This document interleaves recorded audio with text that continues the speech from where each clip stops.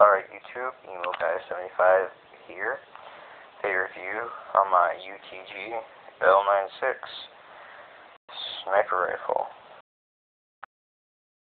Wow, she is beautiful. To start off, your gun will not come looking like this. Won't have a scope, without the bipod and RS thing. But I spray painted the whole thing matte since it just annoyed me so much that this was shiny plastic. This wasn't that shade of gray, that shade. And the barrel was a completely different shade. So I made it all one color and it looks very nice now. Yes, she does. But to start off, comes with an orange tip. I haven't been able to get mine off actually because it's just glued on there. It's just a glued on piece of plastic. My barrel was really weird. My barrel came with a lot of marks on it. But so you get your free UTG bipod. It's a bipod and that's about it. I don't even use it, and when I play with it, take it off because it's a lot of extra weight. It's maybe a pound, but it looks kind of neat on there. Alright, the adapter, nothing really to write home about.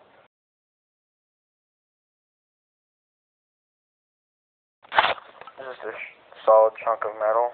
Looks nice, I guess. I spray painted that too, because that was a different shape as well. So when you take it off, you have your sling point, just metal, kind of wobbles a little bit. But then you have an adapter for, I believe, you could probably put an M24 bipod on there. That will fit like that kind of mount. I don't exactly know what they're called. Molded plastic. So I'm not gonna take my chances because I don't really know what kind of durability that could possess. But so moving on, you have your magazine, well, in the wrong spot, which I knew that was gonna come like that, but I kind of like the magazine to be in there, like the real gun. But this is airsoft, not real guns.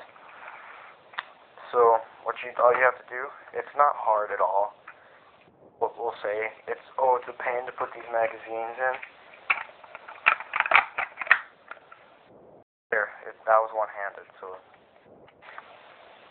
And I like how they pop out. As far as the magazine goes, solid chunk of metal, piece of plastic, and a spring. They are held really weakly in there. They're just barely held in, so if you drop it, BBs will fly everywhere. But of course, you have your magazine release right in front of the mag. Push it forward, or toward you, it'll pop out. Nothing special there. Of course, you have your hop-up adjustment back there. It's a little Allen key.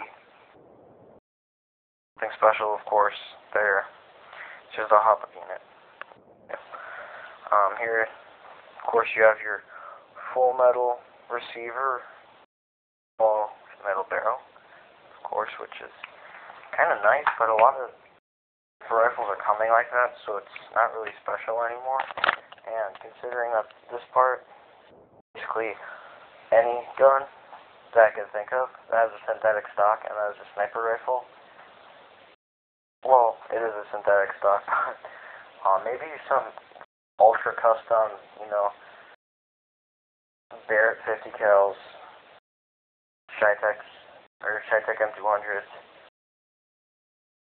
maybe some other custom sniper rifles, but most sniper rifles these days come with synthetic stocks or not ABS. This is ABS, but real gun isn't. But so, yeah, you have your bolt, of course, bolt action sniper rifle. If you didn't know that, you may have problems. Like the safety design, it's really easy. Well, no, you don't even put your safety on in a game. I think it's just for backyard shooting, honestly.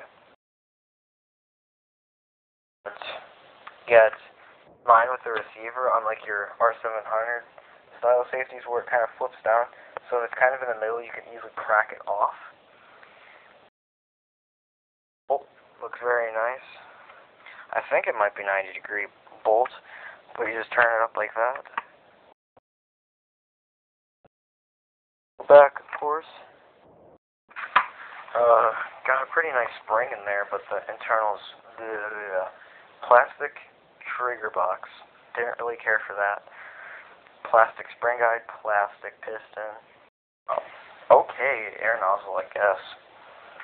Probably do a Teflon mod or something like that. Probably put some spacers on the spring. Aluminum subframe, which is part of what makes this gun so heavy. 15 pounds with my bipod and my scope. Don't call this a double trigger. If you call this a double trigger, I will hunt you down. It's not a double trigger. It's just, I guess you could describe it as a trigger within a trigger. It's just a safety, which I find pointless, because if you're going to pull it, your finger's going to be on there. There's almost no possible way unless you deliberately did this. And if like a stick got caught in it or something, it still would more than likely hit that, so it's pretty useless. It's kind of a nice touch, I guess. But that leads me to another point. Sea mines. See it on the video. So prominent, it's not even funny. And it ruins the effect of the gun. You won't see them most of the time, unless you're looking at the bottom. But here, there's a hole for the Allen key to assemble it. So it was really sharp. I actually cut my finger on it while I was holding it. If you call me a baby because I said that, you have problems, because I'm not complaining about it. Well, some whole stock, which is kind of why I got the gun.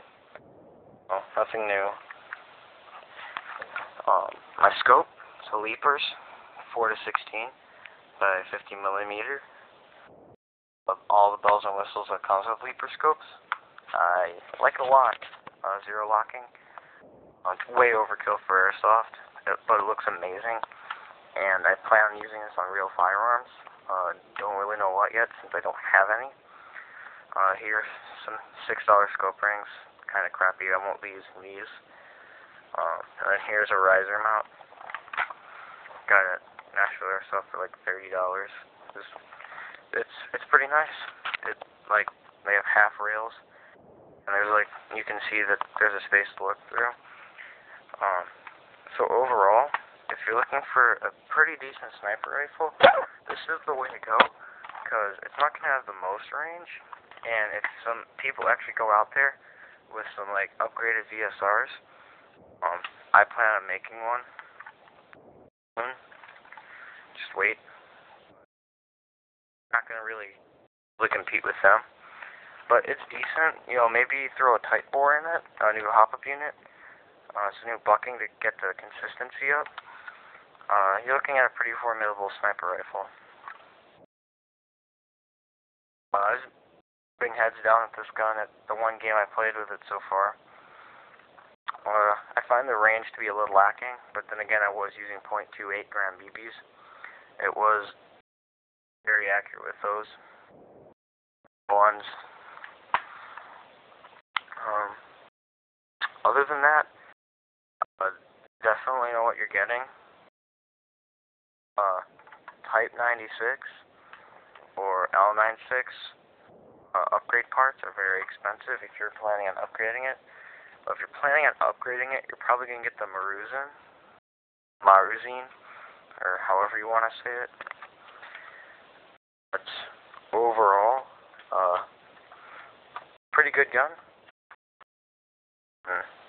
Pretty average in some respects, pretty bad in some respects, but very good for the price. For $130, I got the scope for $130. Look at that, guys. So if you're looking for a fairly low priced, well, very low priced, somewhat effective sniper rifle, I would highly suggest this. If you're looking for a good L96 for less than $300 on the Maruzin, definitely suggest it. But if you're looking for the ultra accurate sniper rifle that goes 200 feet stock, don't get this gun. No, none will do at stock. Signing out.